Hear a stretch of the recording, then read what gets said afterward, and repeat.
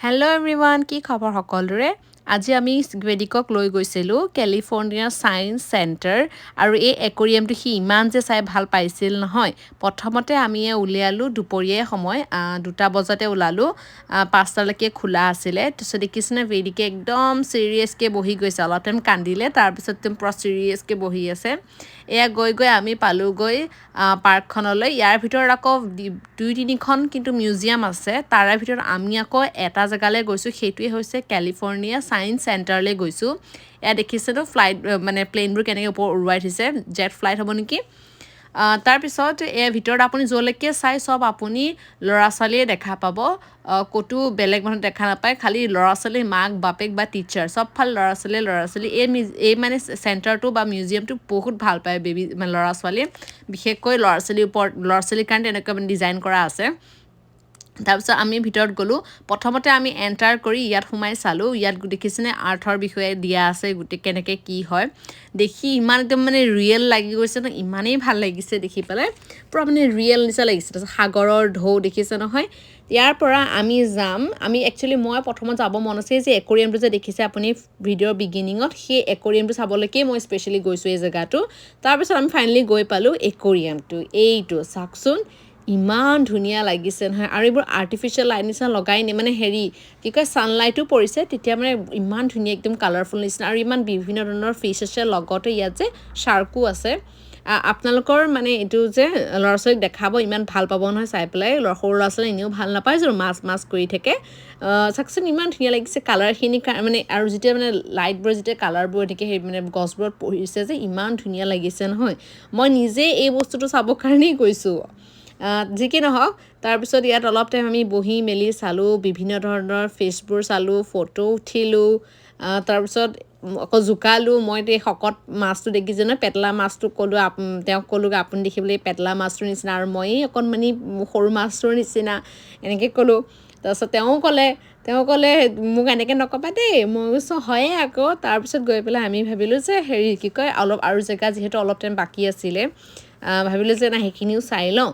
এই মাছবোৰ দেখিবলৈ ইমান ভাল লাগিছে হয় এনেকুৱা। এইটো শ্বাৰ্ক হয় দেই, আপোনালোকে দেখি আছে নহয়, এইটো শ্বাৰ্ক হয়। শ্বাৰ্কৰো ঢেৰ প্ৰজাতি থাকে, এইটো মানে সৰু হয়। ময়ো জনা নাছিলোঁ, তেওঁহে মোক কওঁতে মই গম পালোঁ যে শ্বাৰ্ক হয়। তাৰপিছত আমি লগতে জেলি ফিছ চালোঁ।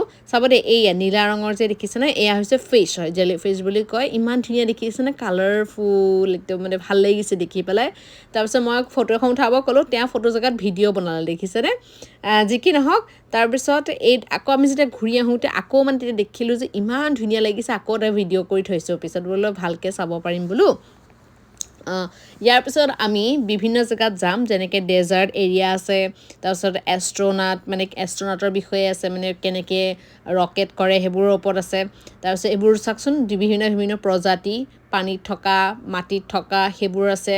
আৰু চবফালে আপুনি ল'ৰা ছোৱালীয়ে দেখিব দৌৰা দৌৰি একদম, আৰু ল'ৰা ছোৱালীৰ কাৰণে খেলিব পৰা বস্তুও আছে। এতিয়া আমাৰ বেদী সৰুৰ কাৰণেহে, পিছত তাক আকৌ লৈ যাম যেতিয়া সি বুজি পাব, অকণমান ডাঙৰ হওক, দৌৰা দৌৰি কৰি যাম আৰু আমি চবেই।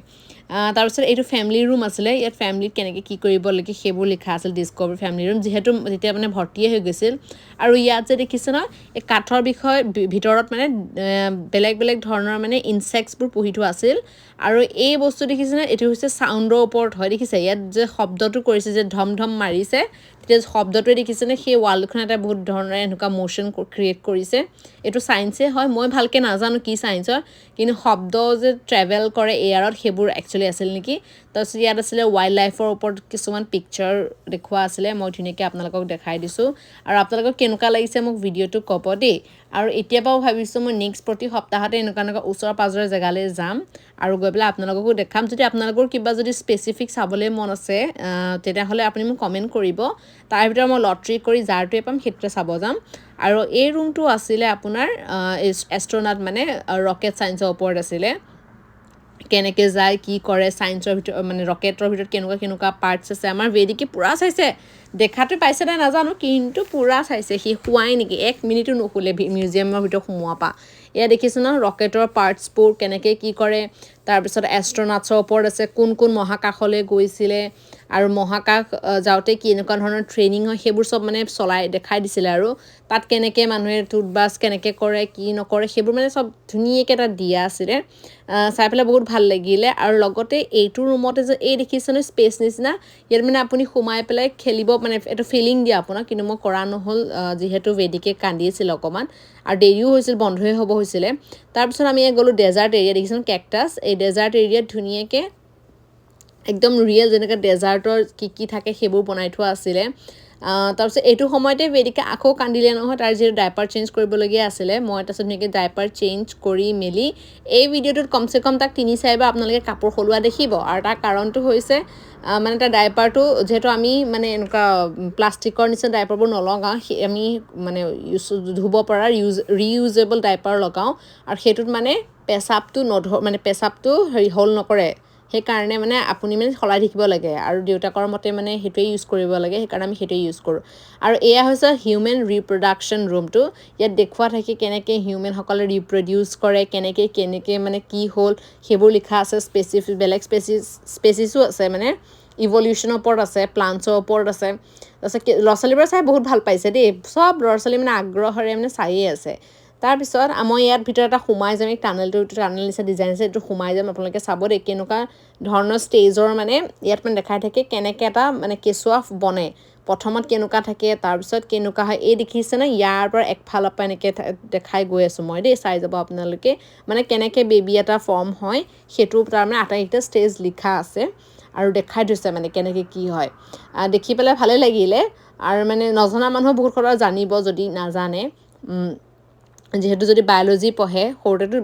ক্লাছত চবেই জানেই বায়'লজি পঢ়িলে তাৰপিছত দেখিছেনে এনেকৈ বেবী ফৰ্ম হয় সেইটো দিয়া আছিলে তাৰপিছত আকৌ আমি আহিলোঁ আৰু এটা জেগা এইটো জেগা হৈছে এইটো আমি লাষ্ট চালোঁ তাৰপিছত আৰু চোৱা নহ'ল যিহেতু বন্ধই হ'ব হ'ল ঘৰলৈ আহিলোঁ এইটো হৈছে ছেটেলাইটৰ ওপৰত মানে সৰু মানে ছেটেলাইটবোৰ মডেল বনাই থোৱা আছিলে আৰু তাৰে মানে আমি চালোঁ ধুনীয়াকৈ আৰু এষ্ট্ৰনাটৰ মানে ড্ৰেছো আছিলে তাত সেয়া চাই মেলি ফটো উঠি মেলি তাৰপিছত ভাবিলোঁ যে নাই এতিয়া আমি যাব লাগিব কাৰণ যিহেতু মিউজিয়ামখন বন্ধই হ'ব তাৰপিছত আজিৰ কাৰণে ভিডিঅ'টো ইমানেই কেনেকুৱা লাগিল জনাব আৰু আশা কৰোঁ সকলো ভালে আছে বাই বাই